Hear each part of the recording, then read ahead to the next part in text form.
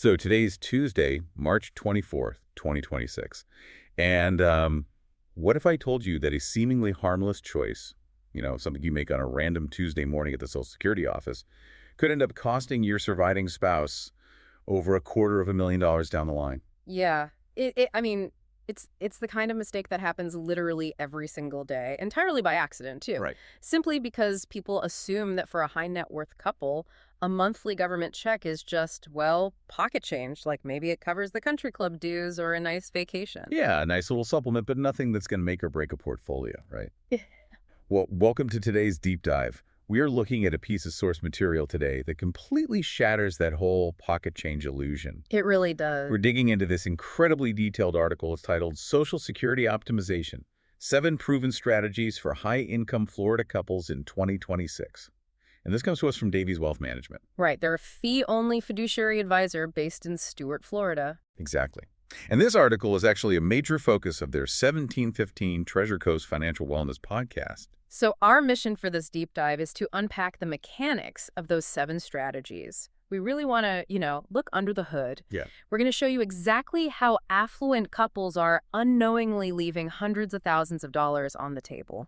And it's all because they're treating Social Security as an emotional milestone rather than a mathematical equation. And for you listening, even if you aren't packing your bags to retire in Florida tomorrow, understanding these hidden levers of retirement planning, tax efficiency, and wealth preservation is going to completely change how you view your own financial future. Absolutely. Because, well, before we can optimize anything, we have to establish the raw numbers. We have to look at the sheer scale of what is actually at stake here. Right. Let's lay out that baseline. If we're looking at a married couple who consistently hit the maximum taxable earnings base throughout their careers. Which is pretty high, right? Yeah, in 2026, that base is just over $174,000. So if they hit that, their combined lifetime benefits can easily exceed $1.2 million in today's money. Wow. $1.2 million. That is the ultimate million-dollar blind spot. It really is. I like to think of Social Security for an affluent couple as a massive iceberg. People only see the monthly check.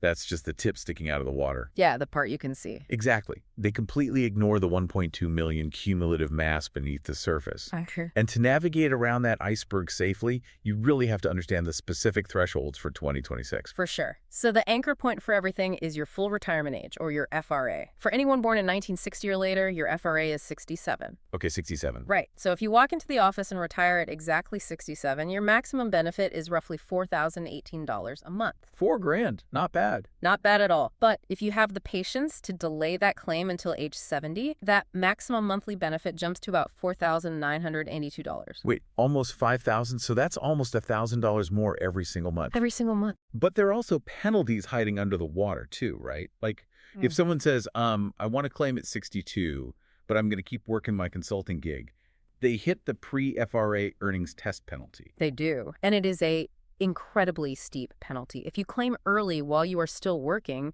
the government essentially says, well, you aren't fully retired yet. Right. So for every $2 you earn above roughly $23,400, $1 of your Social Security benefit is withheld. Ouch. Yeah, you are actively cannibalizing your own payout. Plus, we have to factor in inflation, right? Definitely.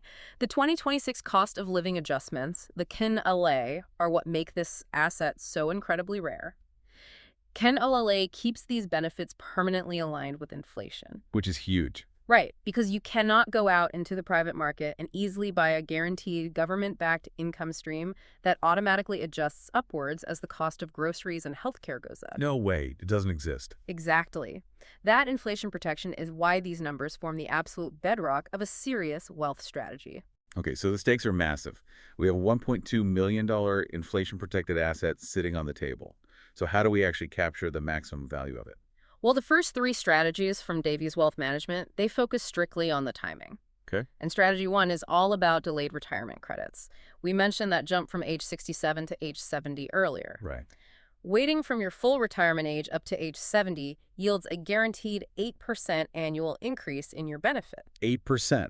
Think about how much risk you have to take in the stock market to chase a consistent 8% return year over year. Right. You're riding the volatility of the S&P 500, just hoping for the best. Yeah. But with Social Security, you are getting an 8% return guaranteed by the U.S. government simply by waiting. It's basically like having a guaranteed CD that pays 8% a year every year just for leaving it alone. Exactly. So if you have a $3,800 benefit at 67 and you let that 8% compound until you were 70, it becomes $4,712 a month. Yep. And over a 20-year retirement, that single choice to wait those 3 years, it adds over $218,000 in cumulative benefits to your household. Over 200 grand just for waiting. But, the strategy takes on a whole new dimension when you add a spouse into the mix. Married couples have a distinct structural advantage over single filers. Oh, interesting. Yeah, so strategy 2 focuses on coordinating those spousal benefits by staggering the claims. You do not have to both walk into the Social Security office on the exact same day. Ah, okay. So you can have the lower earner claim at 67. Right. That turns on a spigot of immediate cash flow for the household. It gives you liquidity, so, you don't have to sell stocks if the market happens to be down. Exactly. Meanwhile, the higher earner lets their benefit bake all the way to 70, capturing that massive 8% compounding growth we just talked about. Wow, so you're perfectly balancing the psychological need for immediate income with the mathematical reality of long-term maximization. You nailed it. And that long-term maximization is what drives strategy 3, which is protecting the survivor. Okay. This is perhaps the most critical, yet somehow most overlooked aspect of the entire process. Because what happens when one spouse passes away? The household drops from 2 Social Security checks down to just 1. Exactly. The surviving spouse gets to keep the higher of the 2 benefits, and the lower benefit just, poof, it vanishes into thin air. Right, and look at the demographics in the United States. Women outlive men by an average of 5.4 years. 5.4 years. So in a scenario where the husband is the higher earner, his decision on when to claim Social Security directly dictates his widow's financial security for the last half-decade of her life. Wow. By delaying the higher earner's claim to 70, you are effectively buying a free, lifetime, inflation-adjusted annuity for the surviving spouse. Okay, hold on. Let's inject a little reality here. Sure. I can completely understand the math. But if I'm 62, I've been paying into this system out of every single paycheck for 40 years. It's my money. Right. If I wait until 70, I could get hit by a bus at 69 and get absolutely nothing. Why shouldn't I just take my money now, invest it myself, and guarantee I get something out of the system? It is the most common reaction in the world. I hear it all the time. It feels like you are taking back control. Yeah, exactly. But let's look at the mechanism of what actually happens when you do that. Claiming at 62 results in a permanent reduction of your benefit by up to 30%. 30%. Yes. That $3,800 benefit instantly drops to $2,660 permanently. You lock in a massive discount for the rest of your life. And the rest of my surviving spouse's life. Yes, exactly. And people often justify it by saying, oh, I'll just invest the difference. Right. But the break-even point, the age where the total money you receive from delaying surpasses the total money from claiming early is typically between age 80 and 82. Okay. And consider the reality of modern medicine. A healthy 65-year-old couple today has a 50% chance that at least one spouse will live past 90. Wow, 50% chance. So when you claim at 62, you are literally betting against your own longevity at a 30% discount. It's an emotionally satisfying choice that is mathematically disastrous for a high-net-worth couple. So we wait. We stagger the claims, we build up that massive 8% compounding return, and we protect the surviving spouse. Right. We've got our monthly check up to $4,900. Right. But wait. Doesn't a massive guaranteed payout put a giant target on our backs for the IRS? Oh, it certainly does. And that brings us to strategy 5, and a term that catches so many affluent retirees totally off guard. What's that? The tax torpedo. A tax torpedo. Sounds little. For married couples filing jointly, the IRS looks at a metric called combined income. Okay. That is your adjusted gross income plus any non-taxable interest plus 50% of your Social Security benefits.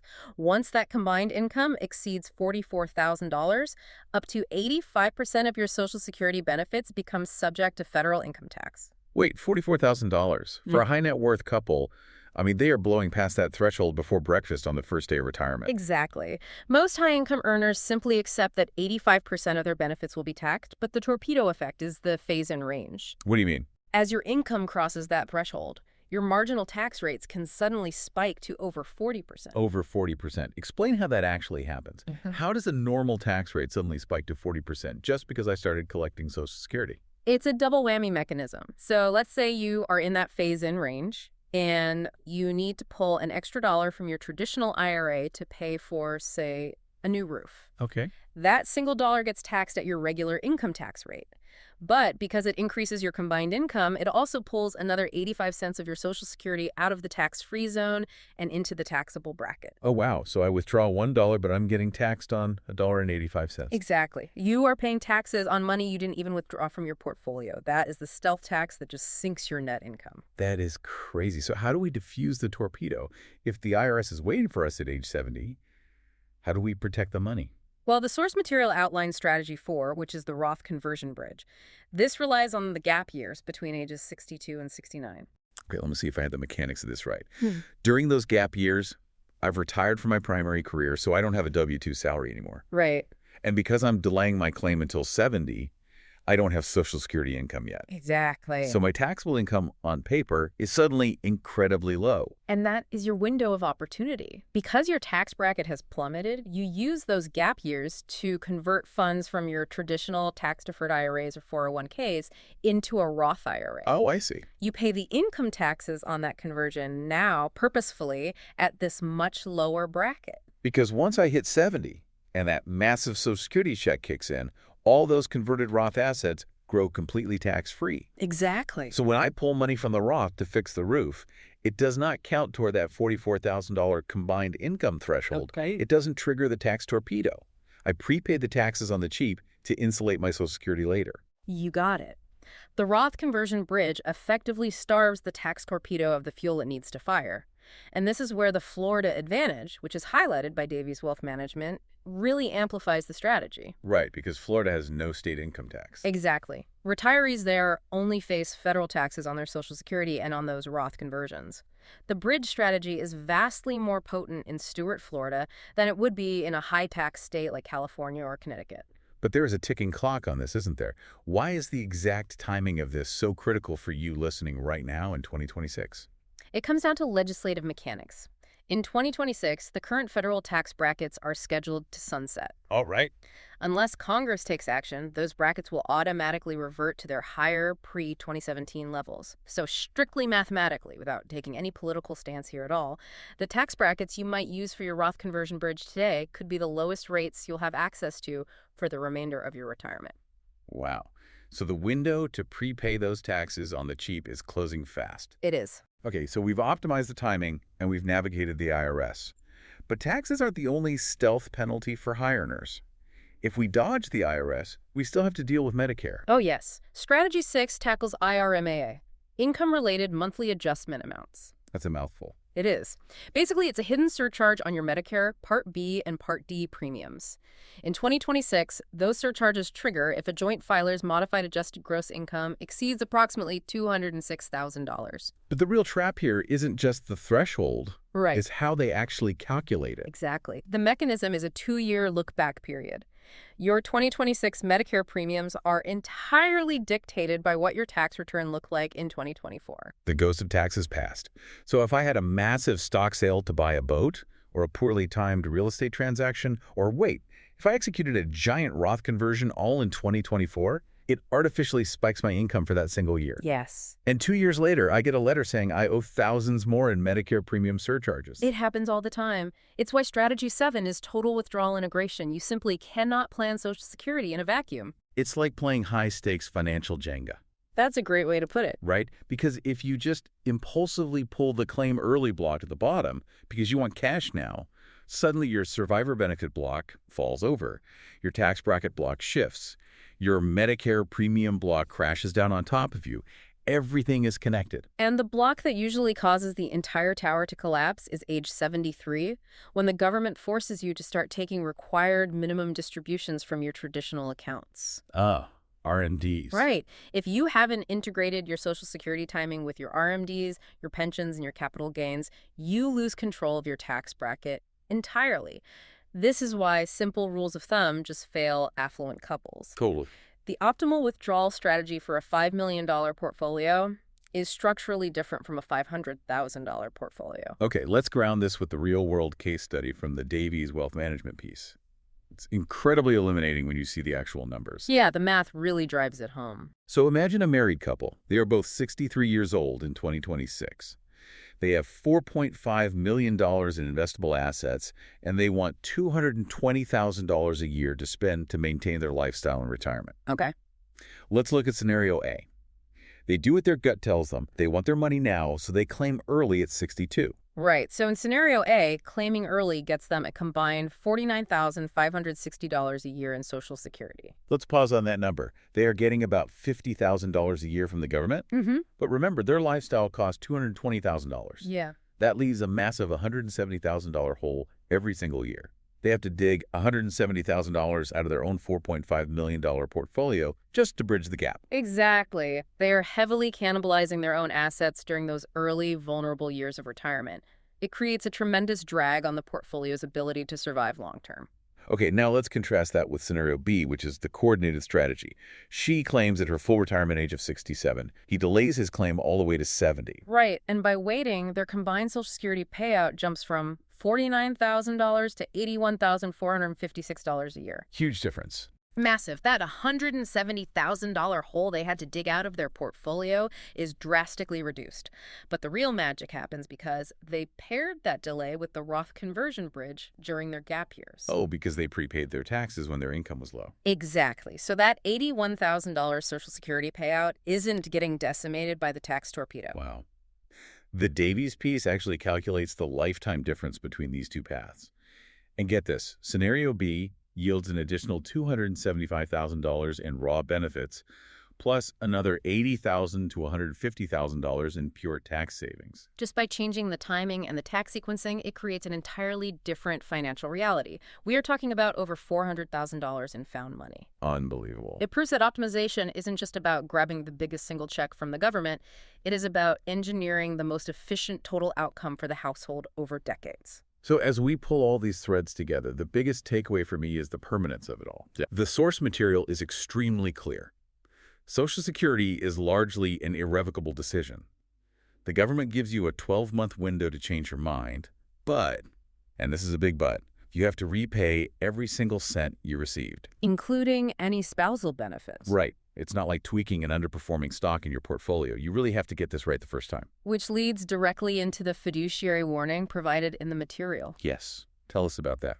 For decisions with this level of permanence and integration, you need an advisor who utilizes sophisticated Monte Carlo simulations to stress test your entire financial ecosystem. Specifically, a fee-only fiduciary advisor. You always have to follow the incentives.